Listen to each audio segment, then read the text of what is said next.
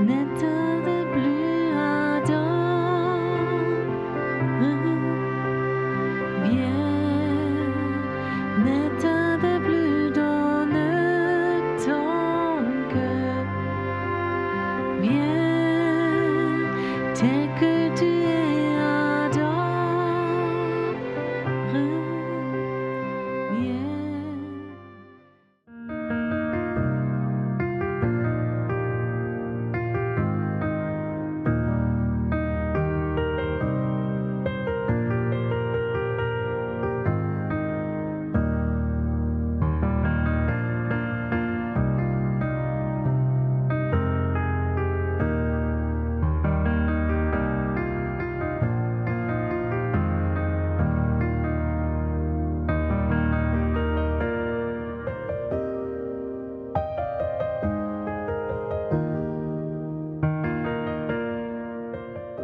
So. Heute Abend Ce soir, möchte ich je ne veux pas vraiment prêcher, mais j'aimerais faire un plaidoyer. Je ne sais pas si c'est un mot étranger pour les Allemands ou que c'est juste un mot français. Je vous ai tous compris, mais comment? Ja, aber Ça ne m'aide pas maintenant? Quand un avocat défend quelqu'un, en français on dit il fait un plaidoyer. Et cela signifie il défend. Et ce soir, j'aimerais faire un plaidoyer, donc défendre quelqu'un. Mon cœur bat pour cela. Et ce soir, j'aimerais faire ce plaidoyer pour le Saint-Esprit.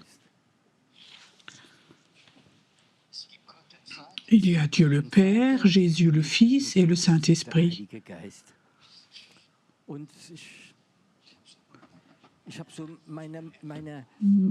me rappelle où les années passées, en général les gens charismatiques, ils parlent beaucoup de Jésus. Jésus là et là et là, Jésus. C'est pas faux en fait. Mais la Bible dit, quand on prie, on doit aller vers le Père. C'est pas faux quand tu pries Jésus, mais la Bible dit, allez vers le Père et demandez quelque chose en mon nom, dit Jésus. Ce n'est pas faux.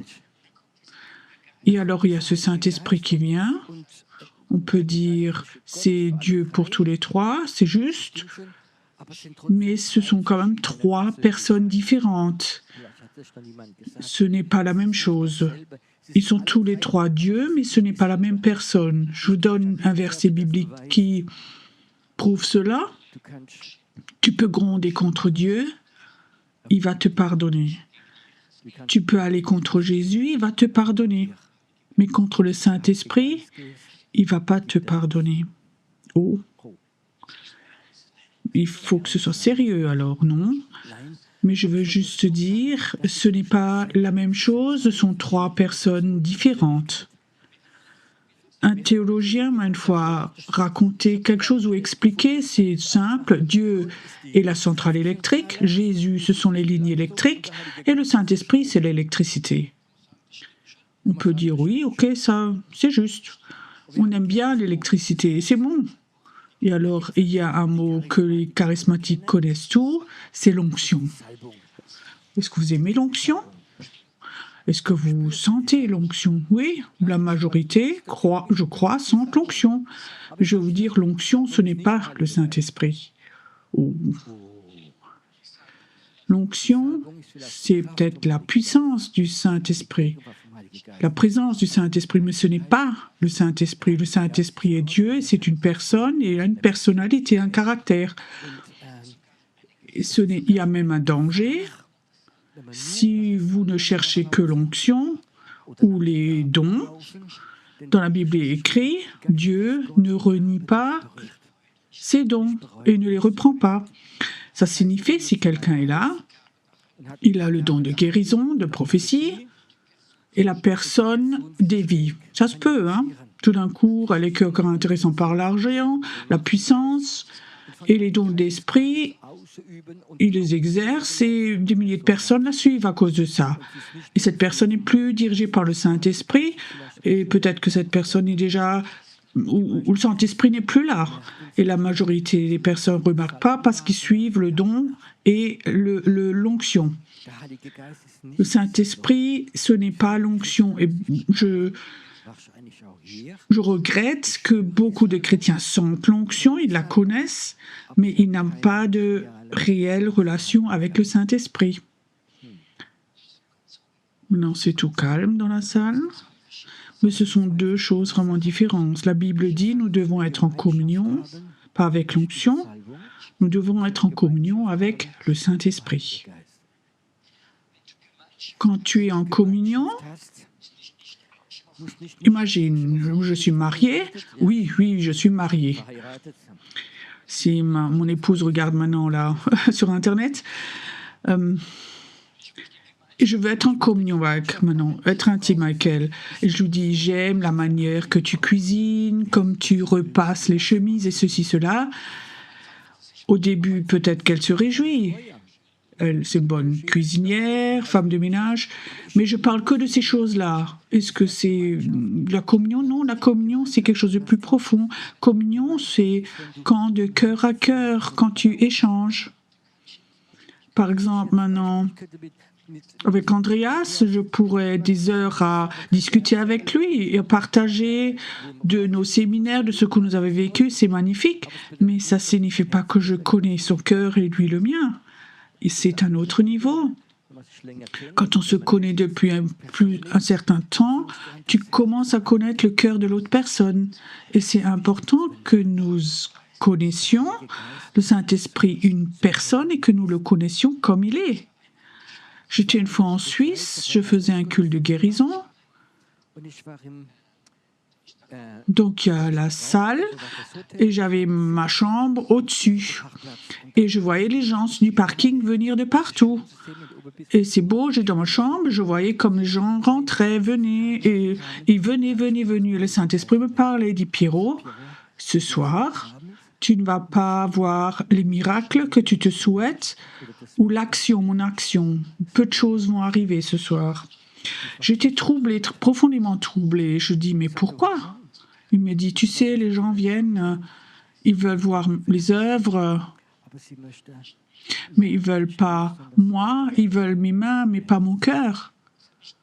Ça m'a profondément troublée, qu'ils veulent voir les miracles, les mains de Dieu, la bénédiction de Dieu. Mais ils ne veulent pas connaître le cœur de Dieu. Et j'ai dit, Saint-Esprit, qu'est-ce que je peux faire? Alors il m'a dit, prêche pas sur la guérison ce soir, mais prêche sur le cœur de Dieu. Et j'ai demandé les gens s'ils veulent apprendre à connaître Dieu et son cœur, ou que vivre les miracles, ou le pardon, la bénédiction. Le Saint-Esprit m'avait vraiment donné la grâce, il m'a aidé pour que je puisse raconter du cœur de Dieu. Et beaucoup de gens se sont repentis. Et après, la puissance de guérison est descendue.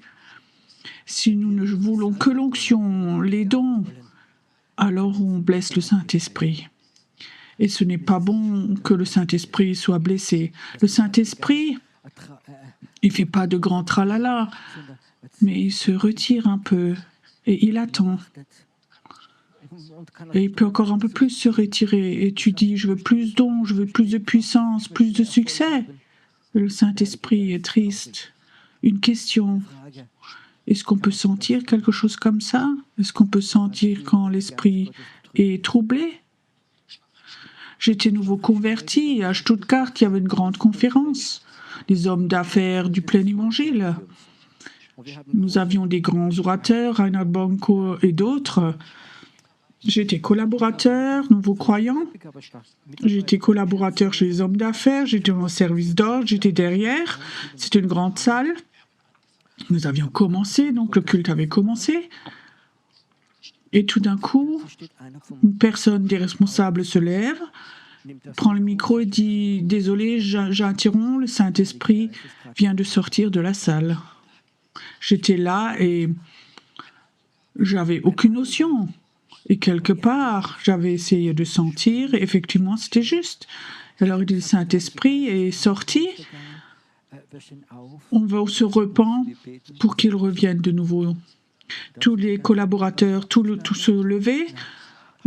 Saint-Esprit, on est désolé si on a fait quelque chose qui t'a troublé, on est désolé, Saint-Esprit, reviens. Et tout d'un coup, je sentais comme quelque chose avait touché de nouveau la salle. Tu peux être dans une salle, sentir l'onction, des miracles peuvent se produire et le Saint-Esprit n'est plus là.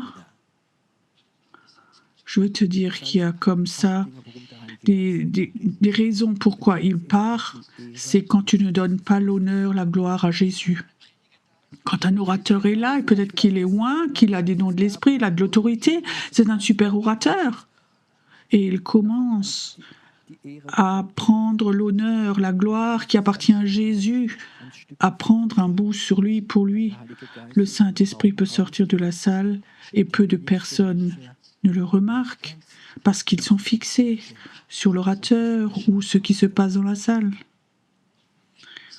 J'ai un désir, et ça va être très important pour les temps qui vont venir. Le grand réveil qui va venir, ça va être un réveil du Saint-Esprit. Le Saint-Esprit ne va pas forcément être dans les églises. Il va peut-être dans la rue, peut-être dans les discos, peut-être à l'hôpital. Et dans beaucoup d'églises, peut-être il ne sera même pas, parce qu'ils n'en ont pas besoin, ils n'ont pas de communion, ils ne le connaissent pas. Le dernier grand déversement du Saint-Esprit, ça va être avec le Saint-Esprit. J'étais une fois à Munich avec mon épouse il y a des années. Et je me rappelle encore, on était dans une zone piétonne. C'était une rue principale avec beaucoup de monde, beaucoup de choses, beaucoup de tralala. On a une poussette avec l'enfant et on poussait la poussette dans cette zone piétonne et tout d'un coup, je sentais le Saint-Esprit était là sur cette place. C'était une intersection. Je continue de 3 mètres, je regarde mon épouse et je remarque qu'elle le sent aussi. Quand le Saint-Esprit est là très fortement, chez moi, j'ai les larmes qui coulent. Je l'aime, il m'aime. Et comme je suis curieux, on a reculé de plusieurs mètres et on est resté sur place. Et je dis, Saint-Esprit, pourquoi tu es là? Pourquoi tu es là sur cette place? Alors je voyais, j'oublie pas, un homme était là, peut-être 10 mètres, avec une immense Bible, et il parlait avec un homme. Et le sang de Jésus, disait-il, a la capacité de sauver ta vie. Le sang de Jésus veut pardonner ta vie. Un homme, et toute la place était remplie de Saint-Esprit. J'ai pas forcément vécu ça dans une église. Une fois, j'étais dans une grande église à Munich, ex-charismatique, pour prêcher. Donc, le préambule avait duré 1h30 avant que je prêche. Tu étais mon chauffeur. Et nous étions juste avant. On était un peu trop tôt. On venait d'Autriche. On était tôt. À côté, il y avait une église catholique. Il faisait froid et courtement, on s'est assis là-bas jusqu'à ce qu'ils ouvrent. Mais là-bas, j'avais senti plus de Saint-Esprit que dans cette ex-charismatique église. Le Saint-Esprit peut aller et peut venir. Tu ne sais pas où il est comme le vent. Le Saint-Esprit, on peut l'attirer, vous savez ça? Dans ton cœur, il faut qu'il y ait quelque chose, que tu glorifies Jésus. Dans Jean, il est écrit que le Saint-Esprit veut toujours glorifier Jésus. Et si toi, tu glorifies Jésus, alors le Saint-Esprit est là. Vous comprenez ça? Si tu veux te glorifier, toi, ton royaume, ton notoriété, toi-même, le Saint-Esprit peut partir, te quitte. Maintenant, j'aimerais parler de cette communion avec le Saint-Esprit. Dans la Bible, il est écrit, Jésus s'est laissé baptiser, et lorsqu'il est sorti des eaux, le ciel s'est ouvert, et le Saint-Esprit, sous forme d'une colombe, est descendu sur lui. Il est écrit qu'elle est restée sur lui. Ça signifie que le Saint-Esprit, c'est une belle image, c'est comme une colombe. Il vient, il descend comme une colombe, et il est resté sur Jésus. Et chez Jésus, il n'y avait rien qui troublait, qui gênait le Saint-Esprit. Jésus a glorifié le Père et il n'a rien fait pour que le Saint-Esprit parte. Nous, les humains, soyons honnêtes, on peut venir, prier, le Saint-Esprit vient sur nous. Pense à cette colombe.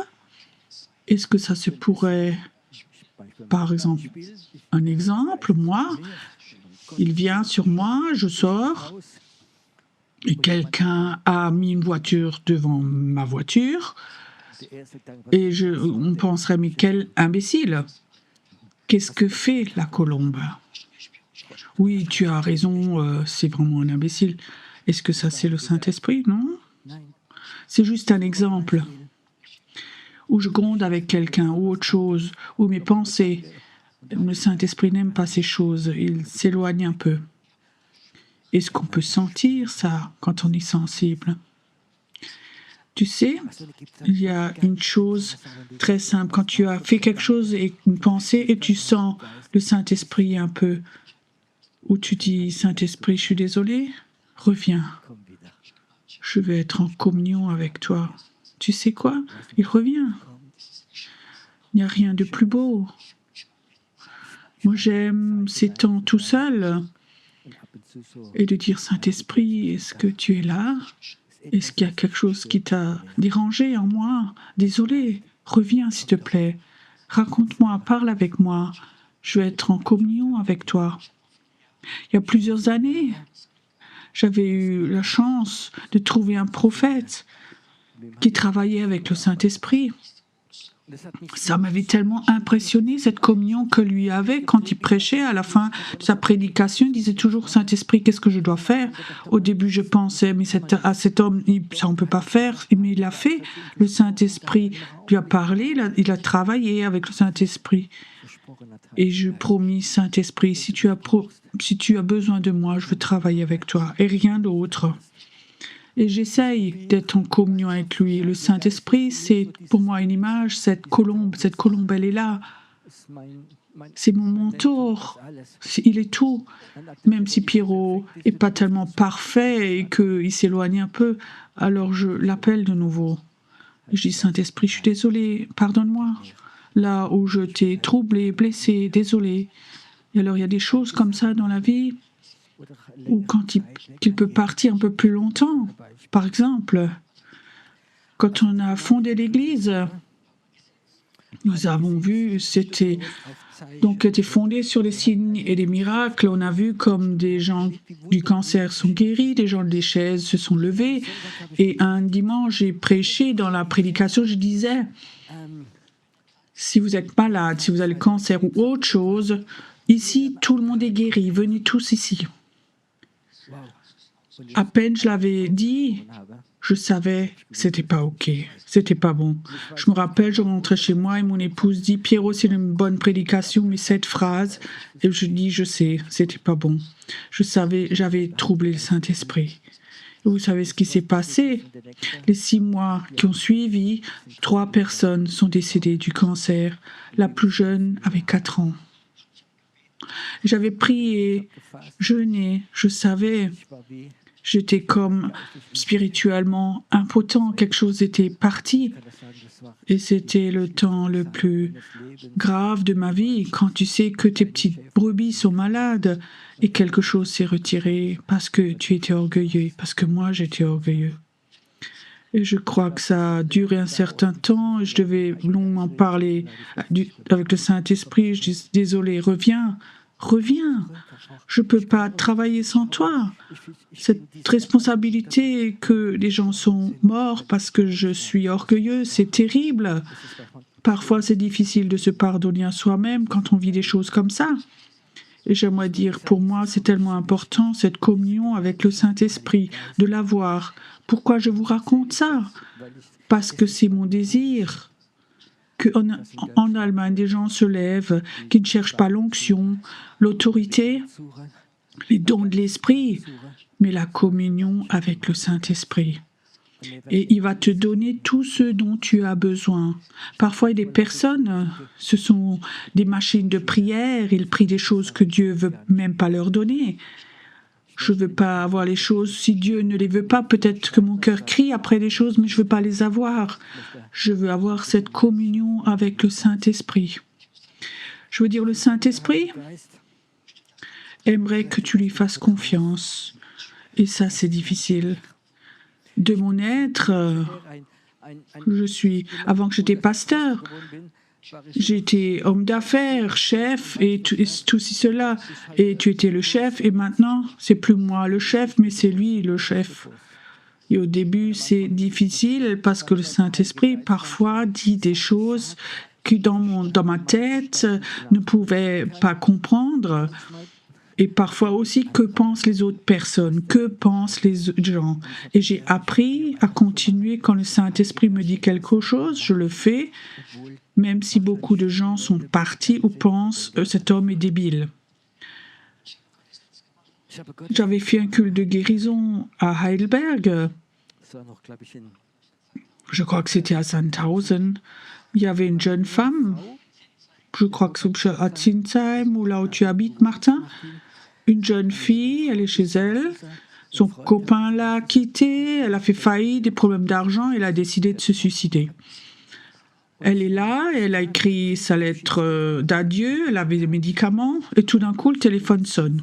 Elle prend le téléphone, elle décroche, et qui me dérange. Alors, une voix lui dit, elle ne sait toujours pas qui c'était, arrête avec ce que tu veux faire, habille-toi et va à la Taube, Heidelberg, il y a une église qui s'appelle la Taube, va là-bas, et tu vas entendre parler de moi.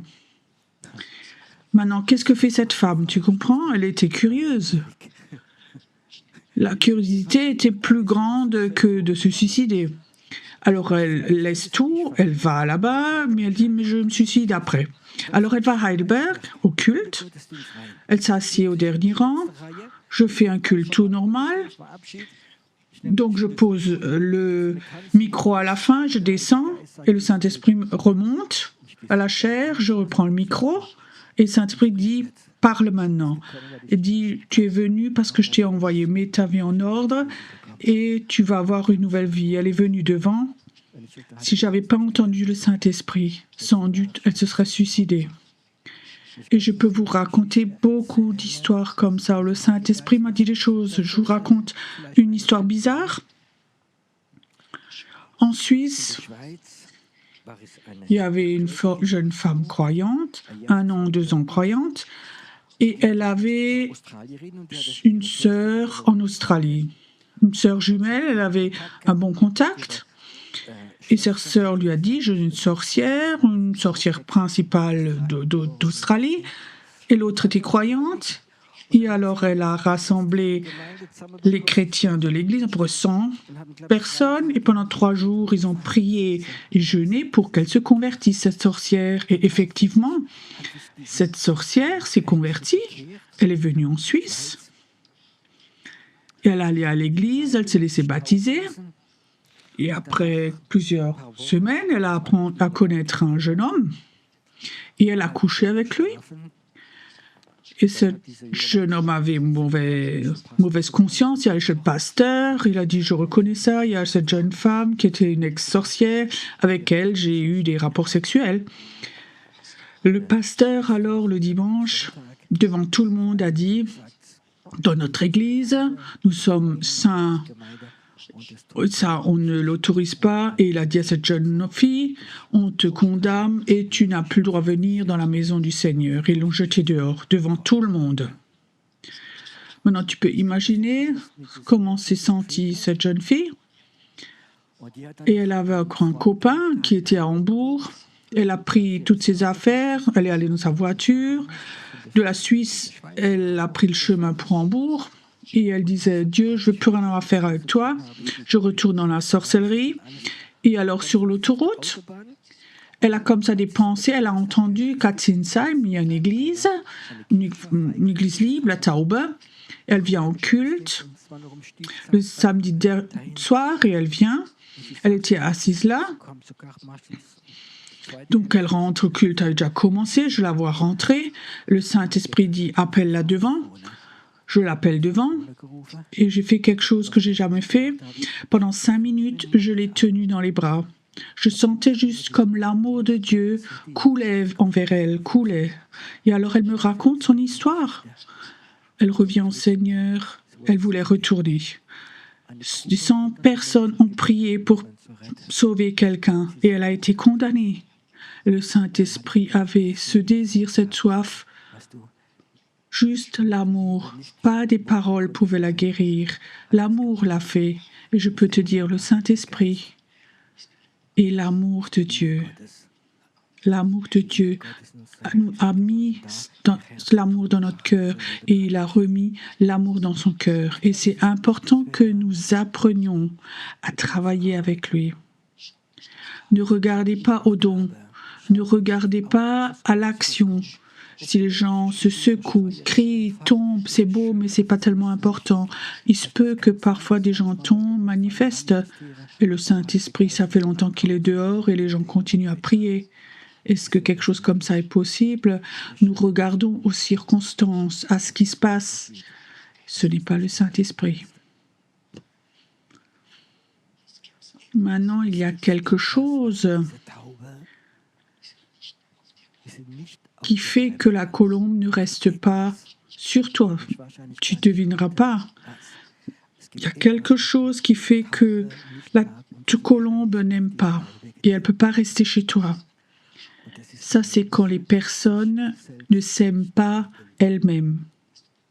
Tu sais, si tu ne t'aimes pas toi-même, c'est une rébellion contre Dieu. Dieu t'a offert une vie. Dieu t'a offert une vie, c'est important.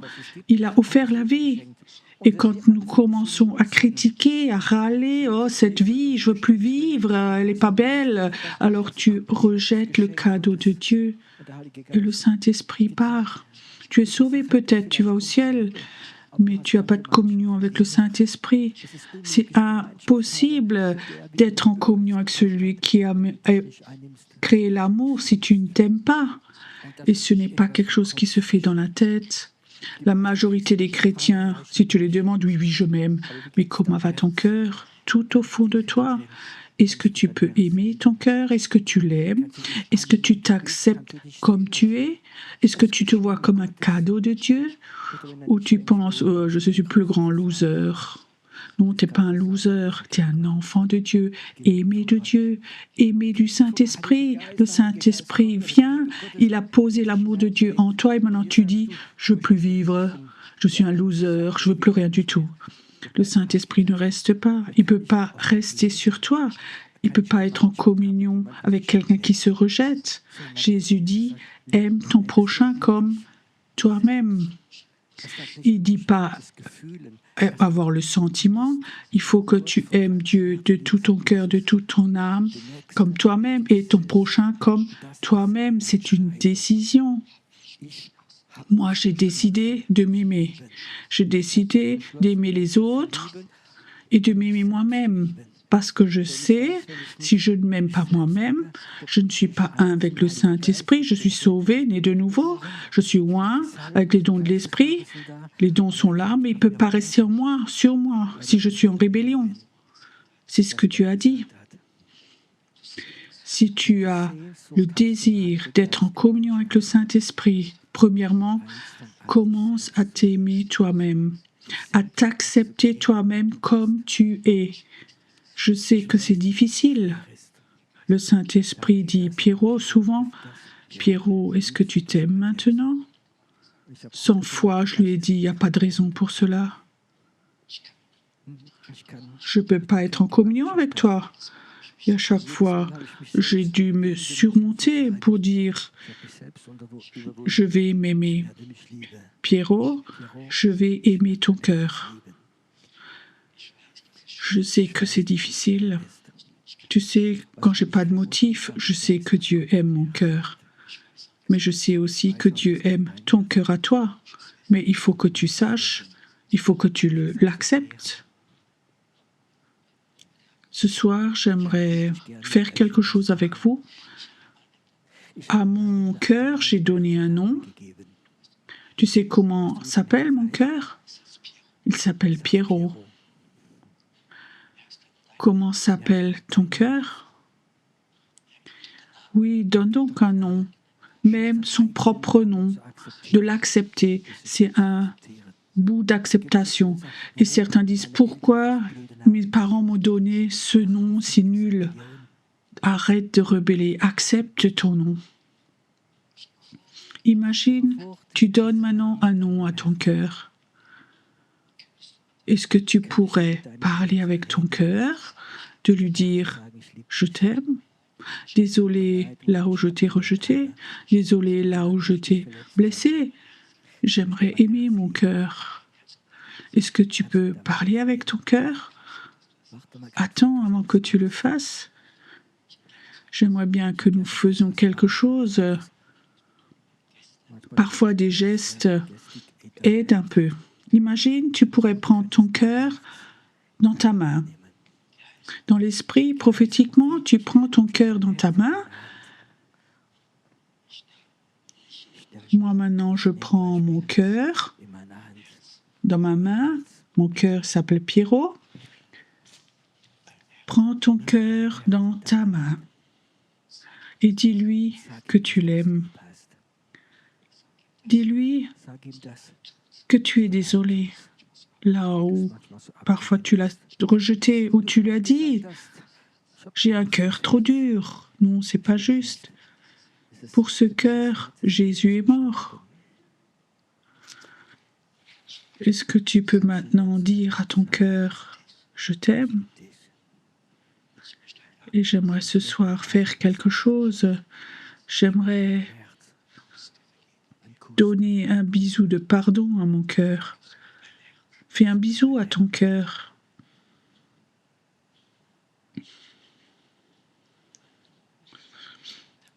Et alors remets-le à sa place, à la bonne place. Et tu sais, il faut que tu saches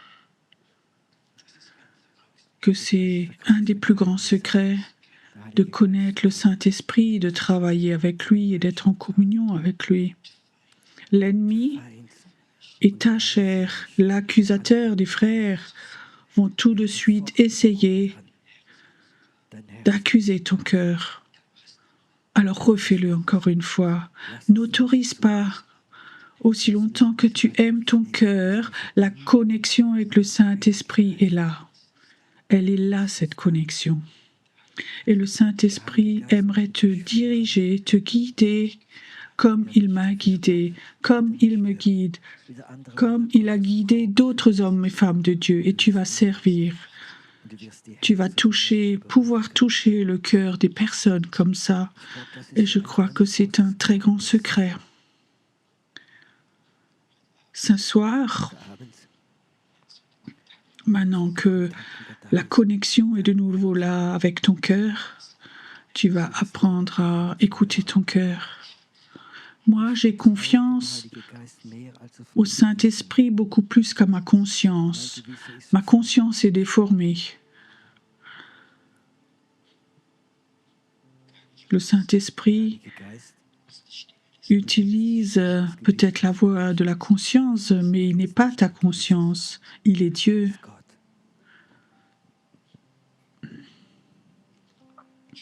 J'aimerais un moment que tu parles maintenant avec le Saint-Esprit et que ce soir peut-être tu fasses un pacte avec lui. Avec toi, j'aimerais être en communion, Saint-Esprit. Là où je t'ai blessé, je suis désolée. Je te demande pardon. Je veux me laisser guider par toi. J'aimerais apprendre à connaître le surnaturel. J'aimerais servir les personnes pour glorifier Jésus. Ce soir, j'aimerais bien, quand tu retournes dans ta chambre, pense à cette colombe. Elle est posée, elle est là sur ton épaule. Elle voudrait aussi parler avec toi, te dire qu'elle t'aime. Va avec elle. Dans le sommeil, quand tu vas dormir, quand tu t'endors, parle avec le Saint-Esprit. C'est ton Dieu et ton meilleur partenaire sur cette terre. Le Saint-Esprit et la paix. Quand tu es communion avec lui, alors tu as la paix. La paix.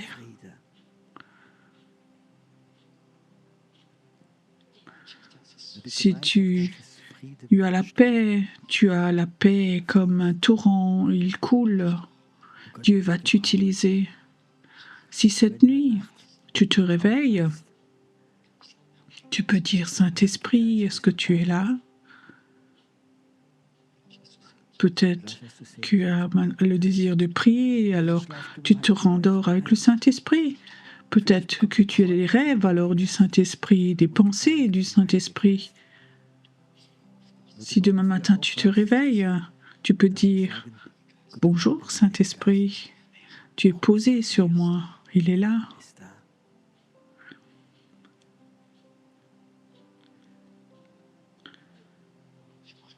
Je vais faire un test avec vous maintenant. Est-ce que le Saint-Esprit est dans la salle ce soir? Est-ce qu'il se sent à l'aise? Est-ce qu'il a le désir de travailler avec toi? Tu n'as pas besoin de dons, tu as besoin d'un cœur obéissant.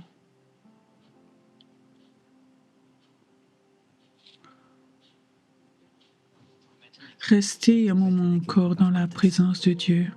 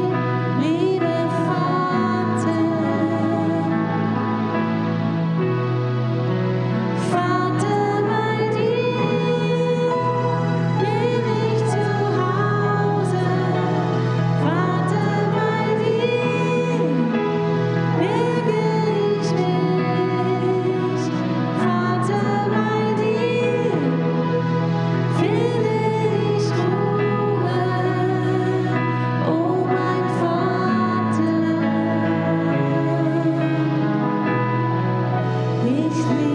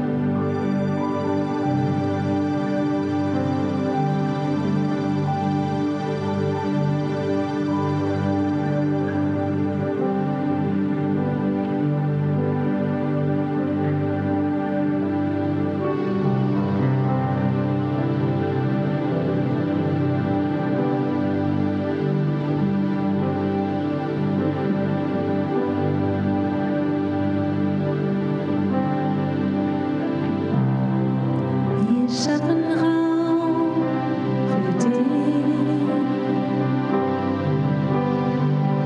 Du warst immer, du bist hier. Du warst immer, du bist hier. Ich schaffe Raum für dich. Du warst immer, du bist hier.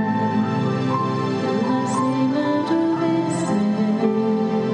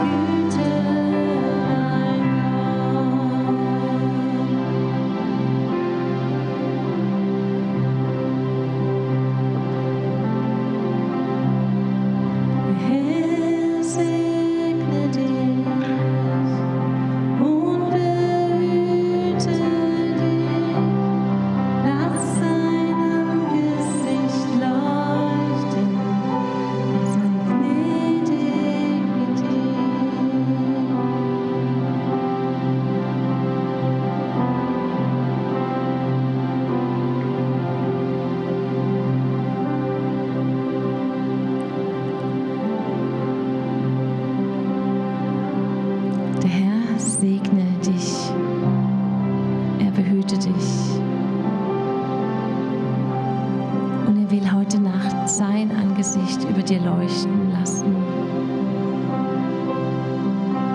Er will dich segnen. Er will dir Gutes tun. Er will dein Herz berühren. Er will seine Hand ausstrecken zu dir. Er will den Wind seines Geistes wehen über dich. Er will zu dir reden. Er gibt dir Antwort. Er ist um dich. Er ist vor dir, hinter dir, mit seiner Gegenwart.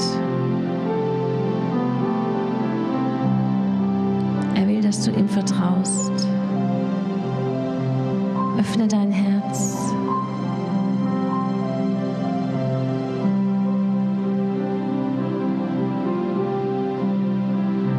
Er will mit dir sein. Er will dir sagen, wie sehr er dich liebt. Dass er ganz stolz ist auf seinen Jungen. Du bist sein Sohn, du bist seine Tochter. Und er wartet auf dich in seiner Ewigkeit.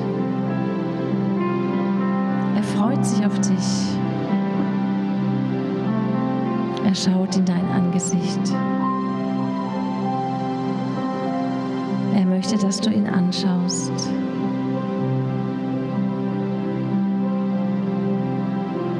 Da gibt es keine Scham, denn er liebt dich.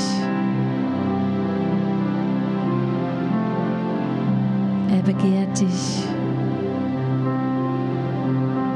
Er wartet auf dich. Er wartet schon so lange. Er wartet immer noch, bis du kommst zu ihm. Und dann schließt es dich in seine Arme. Er ist ohne Falsch. Er ist die Liebe. Er ist die Freiheit.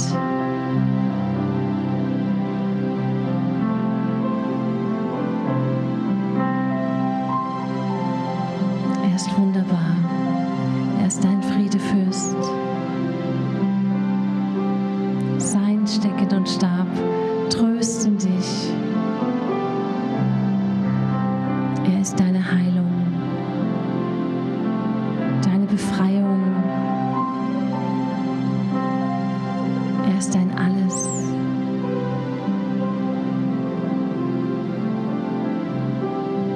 Du bist alles in mir. Du bist alles in mir. Fülle jeden Raum aus. Wir schaffen Raum für dich.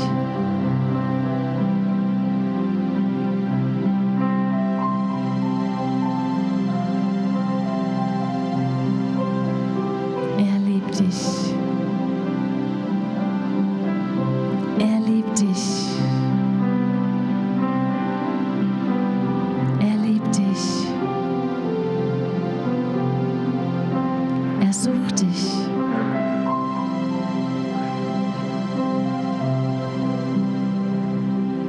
Wo bist du zu finden?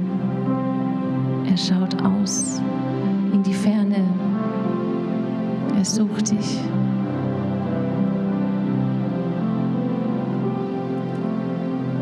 Tag und Nacht wirst du ihn finden. Es ist eine Majestät, Wunderrat, Friedefürst. Du bist Herr der Herrlichkeit.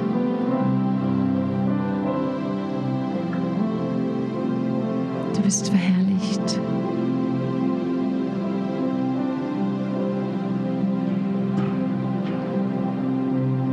Er will mit dir Gemeinschaft haben, dir Freude schenken. Er möchte dir Leben geben im Überfluss.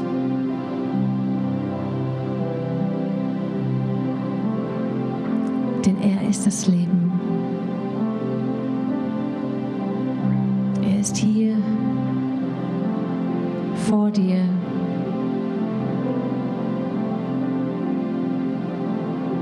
Er zeigt dir seine Hände, durchbohrt, führt die Sünde. Er zeigt dir seine Seite.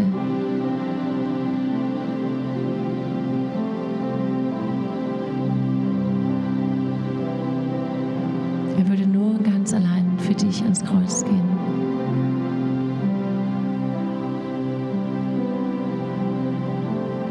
Weil er dich liebt. Und er sitzt zur Rechten Gottes.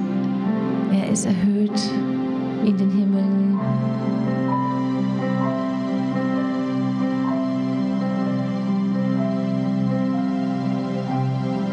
Und er will dir diese tiefe Gemeinschaft schenken mit ihm zusammen. Von jetzt bis in alle Ewigkeit. So komm in seine Arme.